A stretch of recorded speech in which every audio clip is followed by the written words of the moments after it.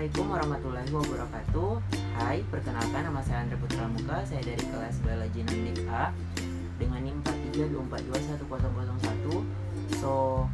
Pada hari ini saya akan menjelaskan materi tentang sistem reproduksi pada tumbuhan. Baik, di sini saya akan menjelaskan apa sih yang dimaksud dengan reproduksi tumbuhan itu.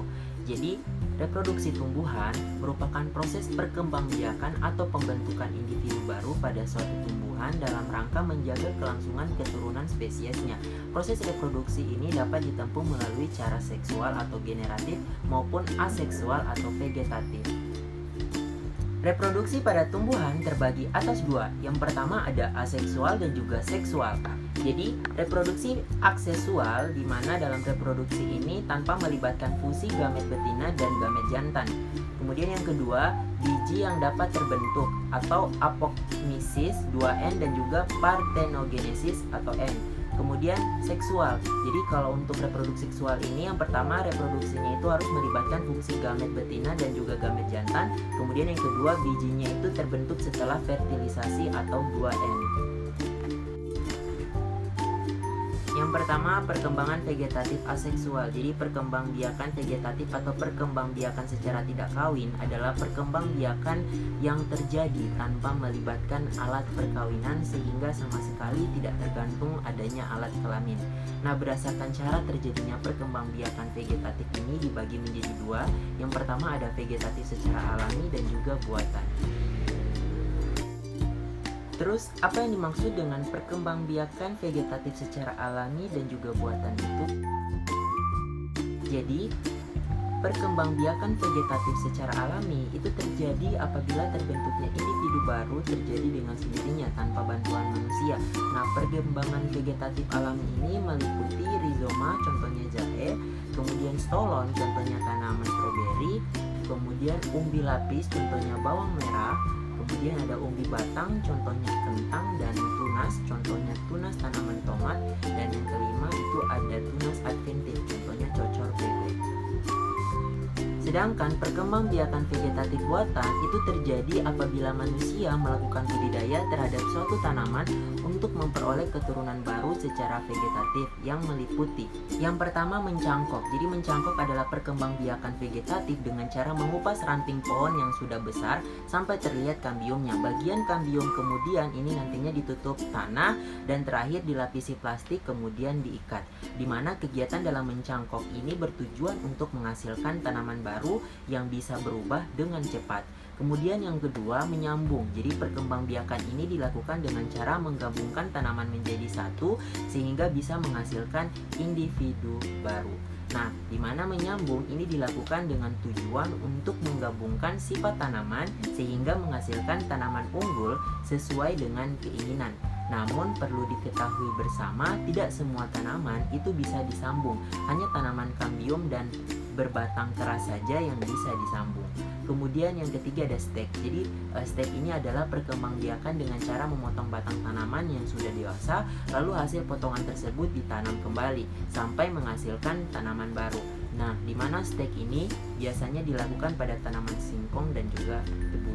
Kemudian yang keempat ada menempel atau okulasi, merupakan salah satu cara meningkatkan mutu tumbuhan dengan cara menempelkan sepotong kulit pohon yang bermata tunas dari batang atas pada suatu irisan dari kulit pohon lain. Biasanya diambil dari batang bawah sehingga tumbuh bersatu menjadi tanaman yang baru.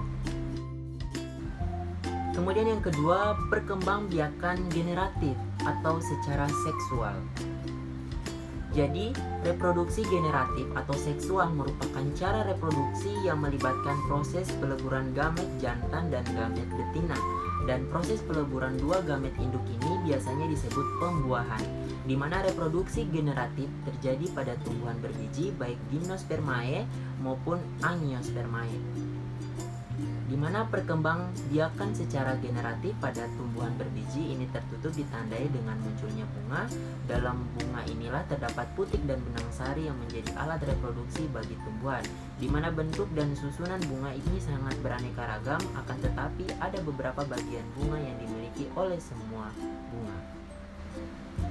Yang pertama, alat reproduksi tumbuhan. Jadi perhiasan bunga itu terdiri atas kelopak atau sepal dan mahkota bunga atau petal. Jadi untuk kelopak bunga merupakan bagian dari bunga yang letaknya itu di dekat dasar bunga dan bagian menyambung dengan tangkai bunga, di mana kelopak bunga ini biasanya menyelimuti bunga saat bunga masih dalam keadaan kuncup dan biasanya setelah mekar. Dalam waktu tertentu akan gugur dengan sendirinya. Misalnya pada bunga Kamboja, di mana struktur bunga Kamboja ini terdapat mahkota, serbuk sari ataupun benang sari yang merupakan alat kelamin jantan bagi tumbuhan yang terdiri atas tangkai sari atau filamen dan kepala sari atau anther, dan di bagian dalam kepala sari inilah terdapat butir-butir serbuk sari. Kemudian putik. Jadi putik ini merupakan alat kelamin betina pada tumbuhan yang biasanya ini terdiri dari tangkai putik, kepala putik, dan juga bakal buah, di mana di dalam bakal buah ini juga dia terdapat bakal biji. Kemudian yang kedua, proses penyerbukan atau persarian. Jadi dalam proses perkembangbiakan generatif pada tanaman itu dikenal dengan penyerbukan. Jadi penyerbukan atau polinasi merupakan proses awal sebelum terjadinya pembuahan. Nah, pada Angiospermae penyerbukan adalah proses meletaknya serbuk sari di kepala putik, sedangkan pada Gymnospermae penyerbukan ini adalah peristiwa meletaknya serbuk sari pada bakal biji. Nah, proses penyerbukan ini meliputi yang pertama penyerbukan sendiri atau autogami, di mana penyerbukan sendiri ini adalah proses penyerbukan yang secara khusus terjadi pada bunga yang sama atau antar bunga yang berbeda, tetapi dalam dua tumbuhan atau di antara bunga pada klon tumbuhan yang sama. Kemudian yang kedua, penyerbukan silang atau alogami. Atau penyerbukan silang ini merupakan penyerbukan yang terjadi jika serbuk sarinya ini berasal dari bunga lain pada tanaman yang jenisnya sama, sehingga menghasilkan variasi keturunan. Dan tidak ada tanaman spesifik yang melakukan proses penyerbukan silang karena semua tanaman itu bisa melakukan penyerbukan silang melalui bantuan manusia. Kemudian yang ketiga, penyerbukan bastar atau hibridogami. Jadi penyerbukan bastar ini merupakan penyerbukan yang terjadi jika serbuk sari itu jatuh di kepala putik tanaman yang berbeda dengan jenis tumbuhan yang berbeda pula, tetapi masih dalam satu varietas yang sama. Contohnya dengan penyerbukan bastar adalah serbuk sari dari jambu batu merah yang jatuh ke kepala putik jambu batu putih. Kemudian yang keempat, penyerbukan tetangga atau geitonogami. Jadi penyerbukan tetangga ini merupakan penyerbukan yang terjadi jika serbuk sari ini jatuh di kepala putik bunga lain dalam satu tumbuhan. Adapun contoh tanaman dengan penyerbukan tetangga ini adalah jagung, kelapa sawit, dan kelapa.